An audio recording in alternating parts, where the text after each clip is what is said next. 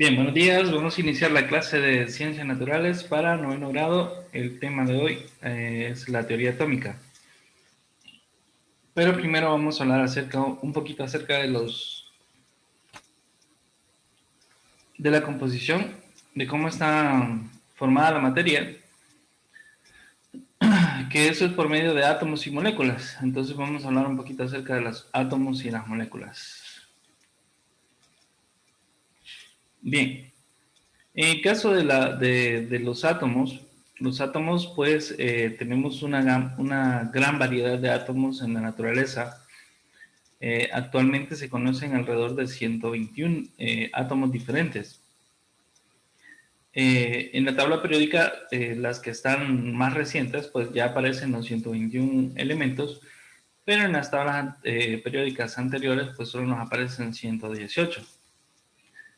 Ahora, los átomos tienden a combinarse con otros átomos para formar compuestos que se les llama moléculas. En el caso de una molécula es la combinación de dos o más átomos, que pueden ser muchos, pueden ser 100, cientos, o pueden ser dos, o pueden ser tres, etc. Aquí tenemos dos moléculas, vemos la molécula de agua que está formada por un átomo de oxígeno y dos átomos de hidrógeno. Esta es una representación de cómo se ve la molécula, porque realmente no se ve de esta forma. Los átomos no se unen de esta forma acá, sino que solamente se acercan unos con otros. Y se acercan debido a las fuerzas electromagnéticas que existen entre los núcleos de los átomos. En el caso del átomo de oxígeno, pues tiende a atraer electrones. Y los electrones del átomo de hidrógeno, pues se ven atraídos por el átomo de oxígeno hacia el núcleo. Entonces, eso los mantiene cerca, los tres átomos, formando lo que es la molécula de agua. Ahora, tenemos la molécula de oxígeno. El oxígeno en la naturaleza anda por pares, por lo menos en la parte baja de la atmósfera, que es en la troposfera. Más arriba anda en tríos, que es el ozono.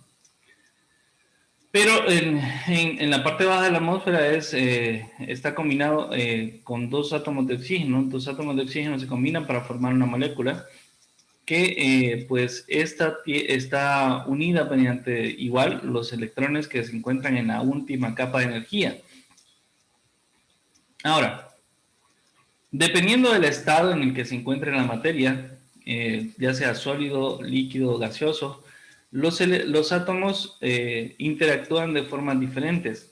En el caso de los sólidos, tienden a formar estructuras tridimensionales y cristalinas, ya que se forman estructuras como esta que vemos acá, que son hexágonos de átomos. Esos hexágonos son la tendencia de todos los átomos en la naturaleza. La mayor parte de las sustancias que vemos en forma cristalina tienen estructuras atómicas de esta forma, como la vemos acá. Ahora, en estado líquido, los átomos permanecen, eso pues para la molécula de agua. La molécula de agua tiene una característica bien interesante. Cuando está en estado sólido, el volumen aumenta. Eso es porque las estructuras que forman tienden a dejar más espacio entre un átomo y otro, entre una molécula y otra. Mientras que en estado líquido, las moléculas se mantienen un poco más juntas debido a estos polos, a estos puentes que vemos acá entre los átomos de hidrógeno y los átomos de oxígeno. A eso se le llaman puentes de hidrógeno. Entonces, en estado líquido están un poco más juntas, pero en estado gaseoso tienen la peculiaridad de que se encuentran muy dispersas. Se encuentran muy dispersas. Bien, habíamos hablado anteriormente de la tabla periódica, que la tabla periódica pues tiene 118 elementos diferentes. Esos elementos pues están organizados de acuerdo a la cantidad de protones que poseen en su núcleo. El hidrógeno, por ejemplo, solamente tiene un protón en su núcleo, por eso tiene el número 1, mientras que el neutonio tiene 118 protones en su núcleo, por eso es el último en la tabla periódica acá. Y así va sucesivamente. La cantidad de protones que tienen en el núcleo más la cantidad de electrones que poseen a su alrededor, pues les dan las características químicas y físicas a cada uno de los elementos. Ahora, ¿qué es un elemento y cuál es la diferencia con un átomo? Los elementos son sustancias que no pueden descomponerse en otras sustancias más simples o más sencillas por métodos químicos. Las partículas elementales que poseen las propiedades del elemento son los átomos. El elemento es un grupo de átomos del mismo, un grupo de átomos iguales que están unidos entre sí para formar lo que es una sustancia, que a esa sustancia se le conoce como elemento. Ahora, ¿cómo está formado un átomo? Un átomo está formado por un núcleo, que es la parte central, y una nube de electrones, que es lo que se encuentra alrededor del núcleo. Ahora, pero en el núcleo hay dos partículas. Están los protones y están los neutrones. Los protones tienen una carga eléctrica que es positiva, o sea que tienen una carga electromagnética positiva, mientras que los neutrones tienen una carga eléctrica neutra, o sea que no son ni positivos ni negativos. Alrededor de este núcleo, donde están los protones y los neutrones, se encuentran los electrones, que los electrones tienen una carga eléctrica también, solamente que esta es negativa, por eso es que se mantienen cerca del núcleo, porque las fuerzas positivas que emiten los protones pues los atraen hacia ellos, pero al mismo tiempo son repelidos por los otros electrones que están alrededor. Eso hace que formen una órbita alrededor del núcleo, formando la nube de electrones, como la conocemos en la actualidad. Este es uno de los modelos atómicos más aceptados que existen en la actualidad, donde vemos que está el núcleo y la nube de electrones alrededor. Ahora vamos a ver más adelante que los átomos no solamente tienen, como en esta imagen, que vemos que todos los átomos están girando en una misma distancia. Resulta que no, los átomos, hay algunos elementos, algunos electrones, perdón, que se encuentran más cerca del núcleo que otros. Entonces, a esto se le llama niveles de energía. Los electrones que están más cerca del núcleo, pues forman el primer nivel de energía y así sucesivamente. Hay varios niveles de energía, de hecho pueden llegar hasta 7 niveles de energía diferentes. Y los últimos electrones que están en el último nivel de energía son los que interaccionan con otros átomos para formar lo que son los compuestos. Aquí tenemos el átomo de carbono y aquí tenemos el átomo de hidrógeno. En el caso del átomo de hidrógeno, pues solamente tiene un electrón y solamente tiene un nivel de energía. Pero en el átomo de carbono, como hay 6 electrones, pues estos forman 2 niveles de energía diferentes. ¿Preguntas hasta acá?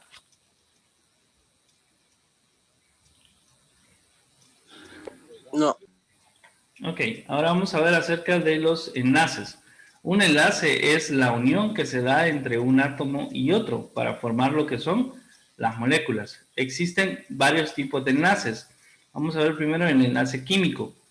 En una molécula es una partícula es una partícula formada por dos o más átomos. Las uniones entre átomos son llamadas enlaces químicos.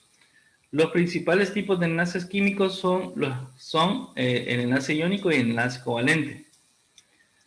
Ahora, el enlace iónico, para muchos átomos, la forma más sencilla de tener un nivel energético externo completamente lleno de electrones es cediendo o ganando electrones. Hay una tendencia entre los átomos a tener 8 electrones en su último nivel de energía. 8.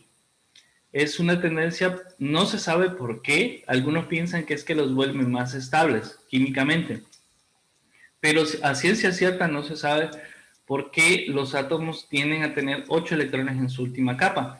Entonces, en el caso del carbono, tiene la tendencia a compartir o a ganar 4 electrones para tener 8 electrones en su última capa. A eso, a la pérdida o ganancia de electrones, cuando un átomo le quita electrones a otro o cuando un átomo le da electrones a otro átomo, pues se da lo que es un enlace iónico. Bien, eso se le llama enlace iónico. Al momento de que esos dos átomos se llegasen a separar, por ejemplo, imaginemos que está el átomo de sodio y está el átomo de cloro, y el átomo de sodio pues le da un electrón al átomo de cloro. Si estos dos se separan en algún momento, el átomo de cloro se llevaría el electrón que le quitó al sodio, mientras que el sodio seguiría sin ese electrón.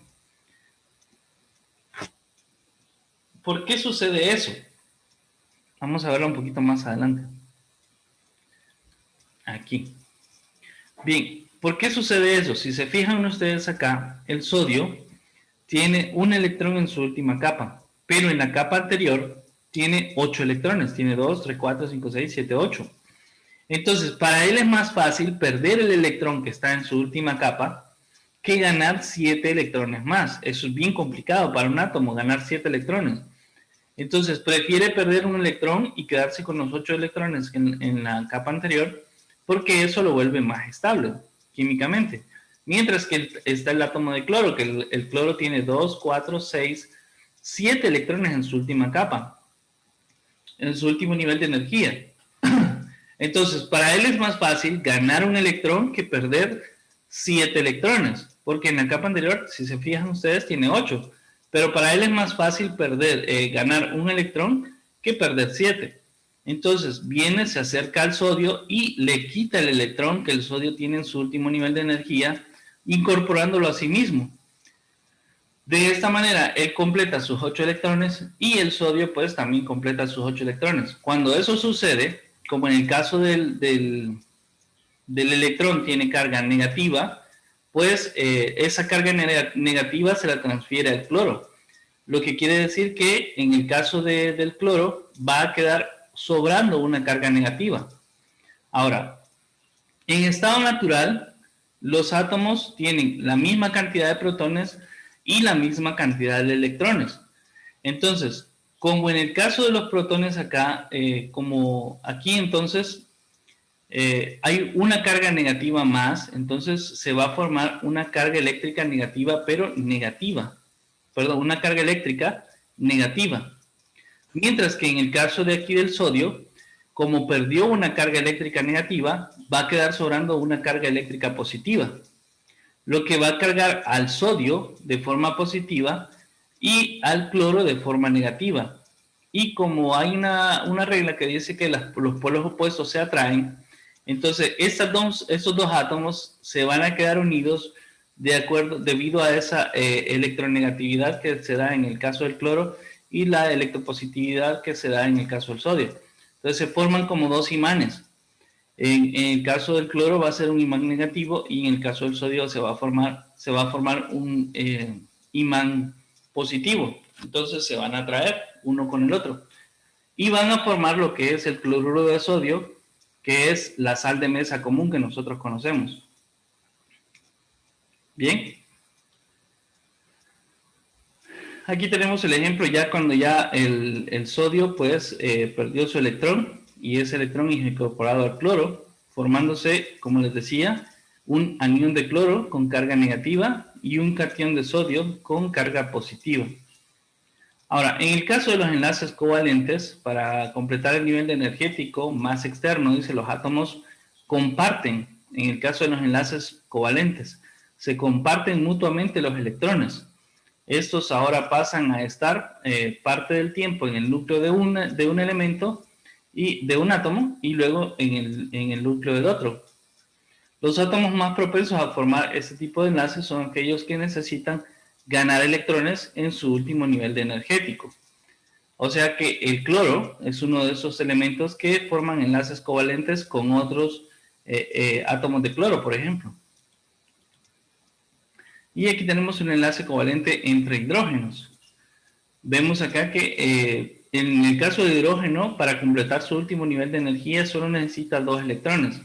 Y esos 2 electrones pues se pueden completar compartiendo un electrón con otro átomo de hidrógeno, como se ve en esta figura. Aquí pues en algún momento pues los 2 electrones están en un átomo y luego pasan al otro átomo y así están variando la posición, la órbita. Y esto pues hace que el átomo de hidrógeno se mantenga más estable. Ahora, dentro de los elementos que son importantes para la biología, son estos que vemos acá, que son los que forman las moléculas orgánicas, los que están en mayor medida en los seres vivos, que es el carbono, el hidrógeno, el oxígeno, el nitrógeno, el fósforo y el azufre. Que yo les mencionaba a los de química, que para aprenderse esto, que son los bioelementos primarios, se forma una palabra que es CHOMS, que es más fácil recordar esta palabra que recordar el carbono, el hidrógeno, el oxígeno, el nitrógeno, el fósforo y el azufre. Esos son los bioelementos primarios, son los que se encuentran en mayor cantidad en los seres vivos. ¿Bien? Aquí tenemos otro ejemplo de enlace covalente, donde vemos está el átomo de carbono. ¿Se acuerdan que les decía que el átomo de carbono necesitaba 4 electrones para completar sus 8 electrones en su última capa? Entonces, necesita unirse a 4 átomos que le proporcionen esos electrones. Y generalmente lo hace con átomos de hidrógeno, que son de los más abundantes en la naturaleza. De esa manera, pues él completa sus 8 electrones en su última capa, y igual los hidrógenos completan sus 2 electrones también, ya que comparten este electrón con el carbono y este electrón lo comparten también. Entonces, se vuelven, así el hidrógeno tiene sus 2 electrones y el carbono tiene sus 8 electrones. Ahora vamos a hablar un poquito acerca de la teoría atómica. Este señor John Dalton, que nació en 1766 y murió en 1844, fue un químico y físico británico. Creó una importante teoría atómica de la materia. En 1803 formuló la ley que lleva su nombre y que resume las leyes cuantitativas de la química, la ley de las conservaciones y de las masas. Su teoría se puede resumir en 5 postulados, que son el número 1: los elementos químicos están formados por partículas muy pequeñas e indivisibles llamadas átomos. Eso es correcto. Las partículas más pequeñas de la materia que son indivisibles son los átomos, aunque en la actualidad pues se pueden dividir los átomos en sus partículas. No es que sea sencillo de hacer, pero se puede. Se puede dividir en sus protones, en neutrones y electrones.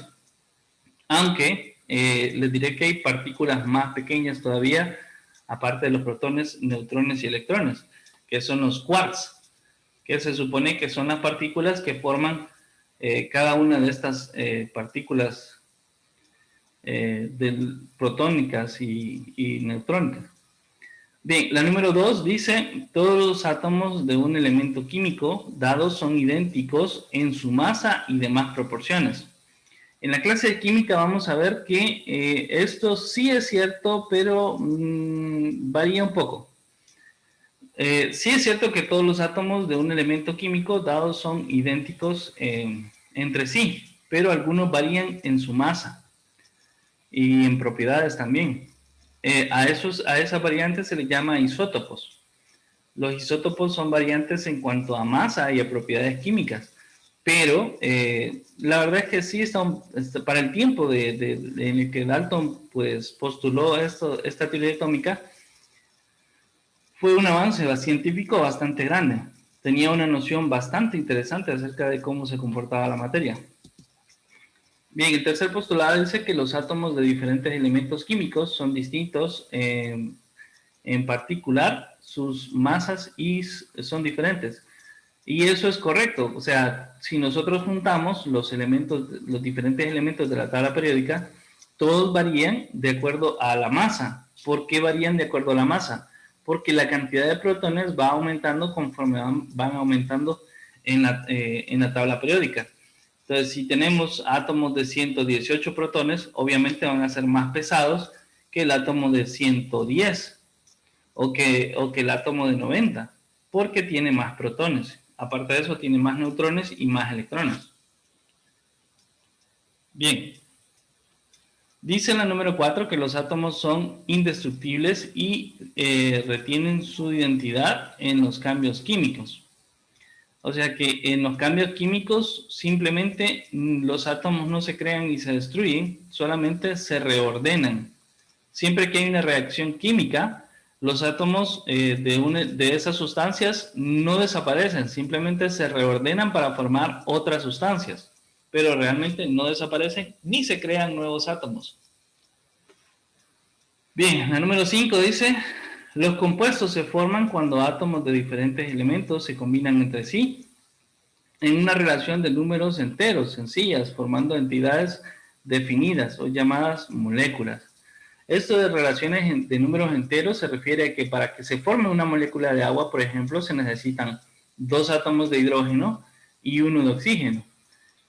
Nunca pasa que se necesitaran, por ejemplo, 1.5 átomos de esto más 1.2 de esto para formar una molécula.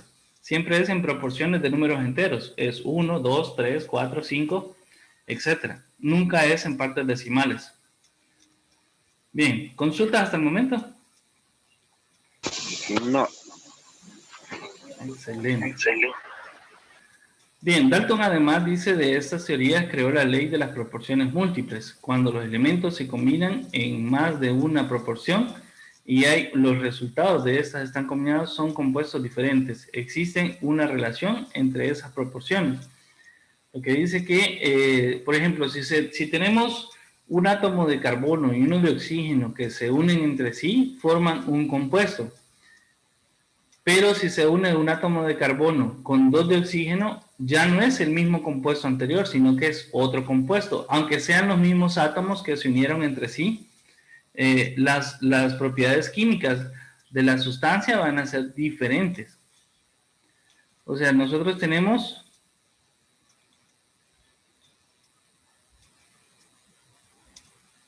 Vamos a ver, sí, aquí. Imaginemos que tenemos un átomo de carbono que se une con un átomo de oxígeno. Esto se llama monóxido de carbono.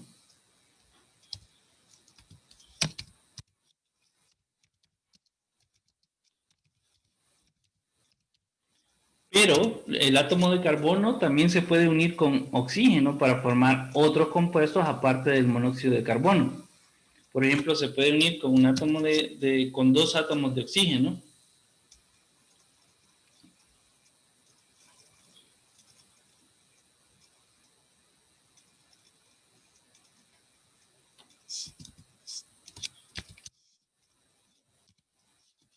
Y esto ya no es este mismo compuesto que vemos arriba, sino que ya sería dióxido de carbono.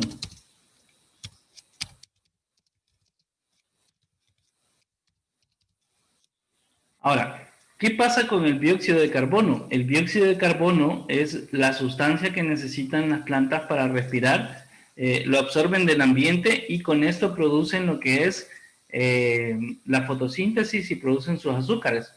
Pero el monóxido de carbono no le sirve a la planta, no lo puede absorber ni lo puede incorporar a su estructura. Entonces, el monóxido de carbono se vuelve nocivo para la planta si lo absorbe, mientras que el dióxido de carbono le sirve para producir lo que es la fotosíntesis. Entonces, aquí vemos 2 compuestos que tienen características muy diferentes a pesar de que tienen los mismos átomos. A esto se refería con la ley de las proporciones múltiples, este señor Dalton.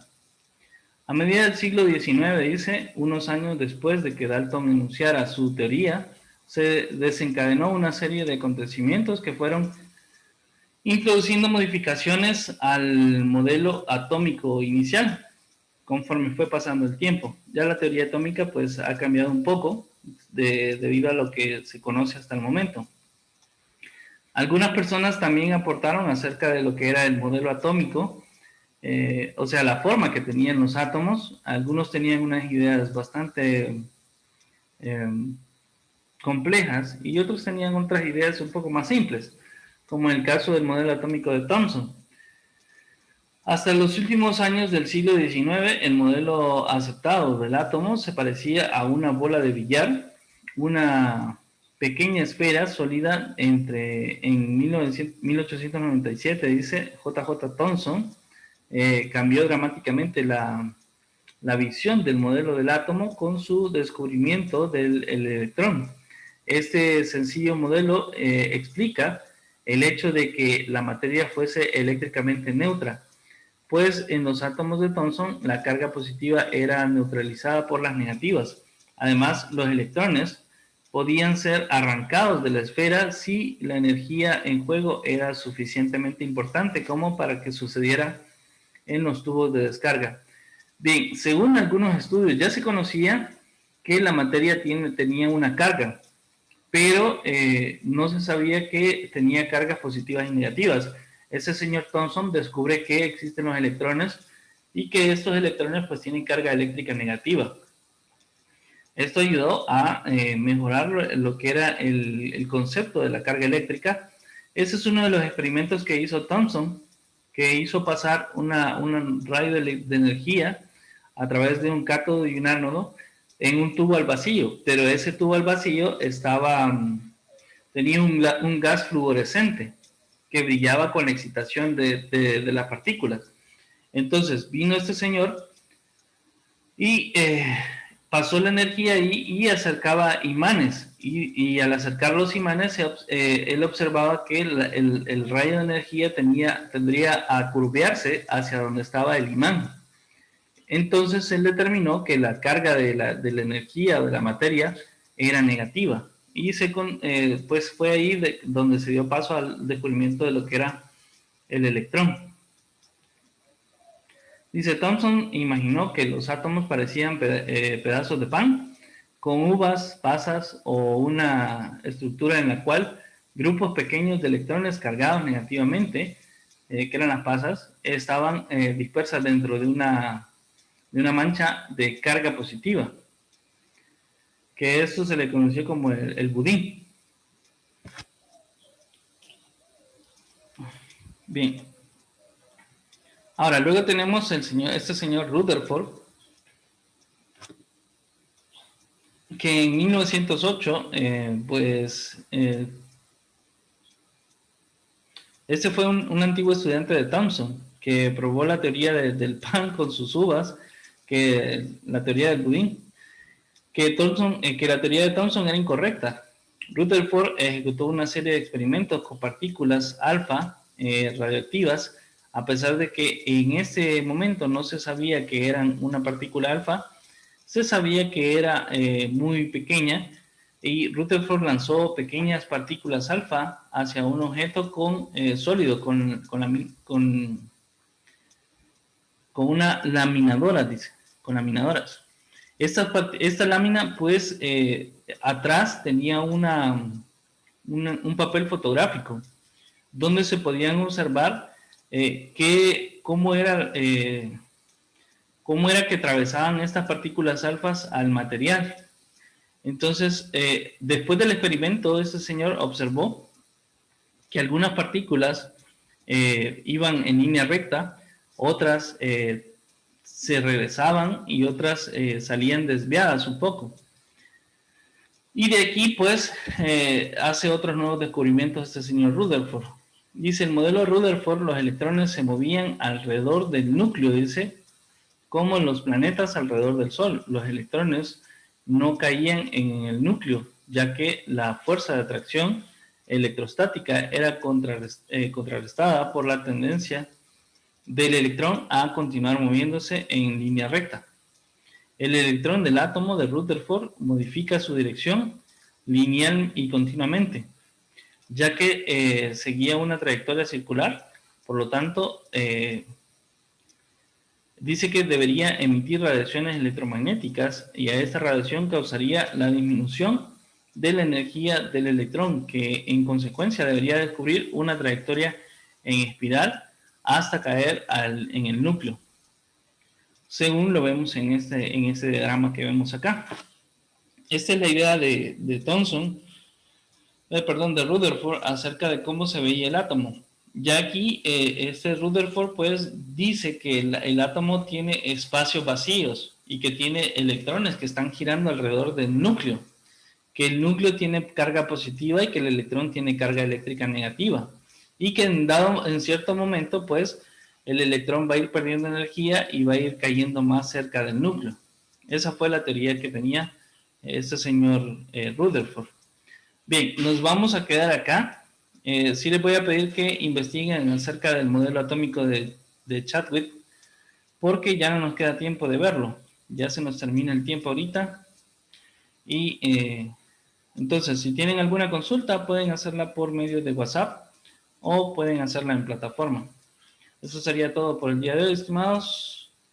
Hasta la próxima.